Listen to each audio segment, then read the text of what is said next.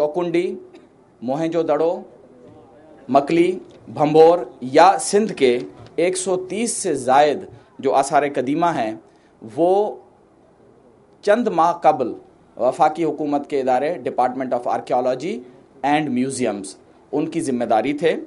और 18वीं तरमीम के बाद जब कॉन्करेंट लिस्ट को ख़त्म किया गया तो ये सारे आसार कदीमा जो है वो हुकूमत सिंध और महकमा सकाफ़त को जो है वो ट्रांसफ़र किए गए हैं। और उस वक्त से चंद माह से हमने अल्हम्दुलिल्लाह अपनी ज़िम्मेदारी अहसन तरीके से निभाना शुरू कर दी। Speak for themselves. These stand proudly, so tall, and they speak a lot which is related to their history. But what is the history? Which story these beautiful monuments are telling us? Once the British officers came here, they simply reported the presence of the exclusively and executively carved beautiful graves, but they did not go into the details. The first ever technical paper was written by certain Mr. Fogel of Archaeological Survey of India in 1906. That gave the details of a site in Balochistan which is called Hanida. Doctor Mohammad Ali Manjhi साहब director culture के गुजारिश कंद भेण ससुई पली जो साहिबा जंजी खिदमत में अजर के जो तोहफो पेश कन कंद साजिद जोकी साहब जंजी खिदमत में अजर के जो तोहफो पेश कन साईं अशफाक अहमद मूसवी साहब जन की गुजारिश है त या अशफाक मूसवी साहब पेश कंदा डॉक्टर मांझी साहब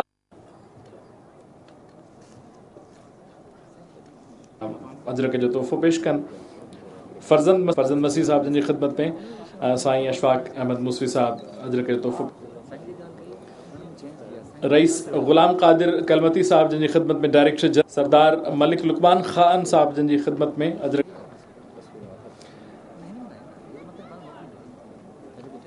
मांझी साहब खे ही गुजारिश है तो डॉक्टर अस्मा इब्राहिम साहिबा जन उनकी खिदमत में पेश कन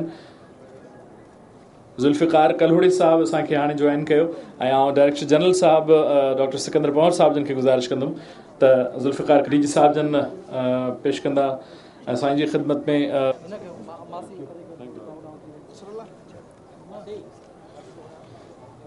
about Chaukundi and Jams of Jokhya.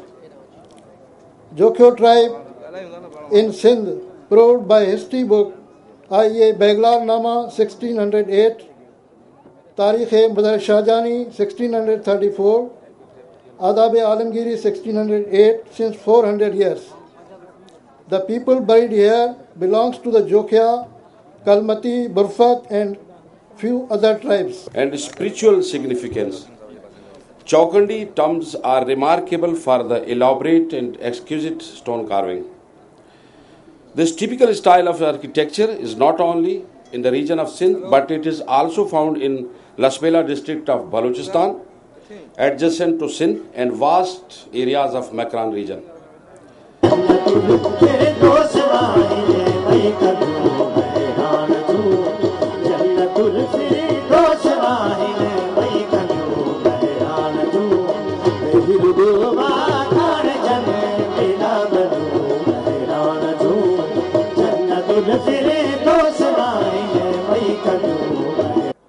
इसके साथ जैसे जुल्फ़िकार कल्होड़ो ने बताया वो बड़ी इंटरेस्टिंग टॉक थी। इसमें हमें इथनोग्राफी को भी मिलाने की ज़रूरत है, इसमें हमें रॉक कार्विंग को मिलाने की ज़रूरत है, इसमें हमें जीनियोलॉजी की ज़रूरत है। There are so many subjects in so many fields which need to be join together and do research on Chukhandi grave.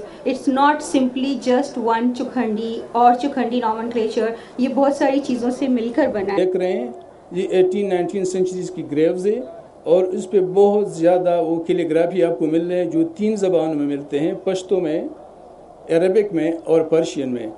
इसके अलावा इसके में फ्लोरल डिज़ाइन है, आर्किटेक्चर के डिज़ाइन है और ज्योमेट्रिकल डिज़ाइन है। Chukhandi tombs, a fabulous illustrations of congenital decorative traditions.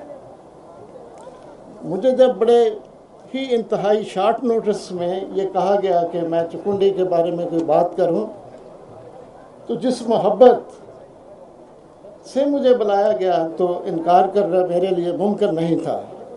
तो मैंने अपनी तरफ से कोशिश की और अपनी लाइब्रेरी में जो भी मटेरियल था उसको देखने की।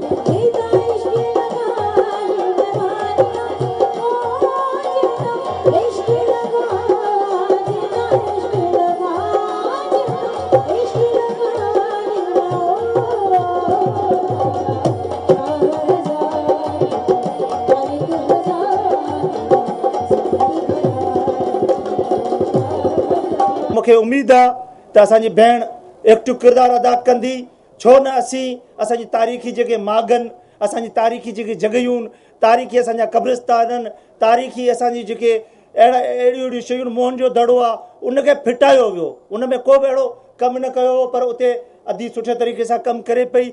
रिच सकाफ़त आहे, कल्चर आहे, उहो वधीक उजागर थींदो ऐं सिंध वासियुनि खे इन में सां पूरो फ़ाइदो थींदो ऐं पंहिंजे कल्चर खां हू जेके आहिनि से वाक़िफ़ थींदा। आख़िर में मां नहायत ई शुक्रगुज़ार आहियां मैडम जो, जंहिं मूंखे यादि कयो ऐं मूंखे हिते घुरायो ऐं खोड़ सारी ॻाल्हियुनि जी मूंखे ख़बर पई, स्पेशली चौकंडीअ जी, जंहिंजी मूंखे अॻु में ख़बर कोन हुई, अॼु ख़बर पई आहे।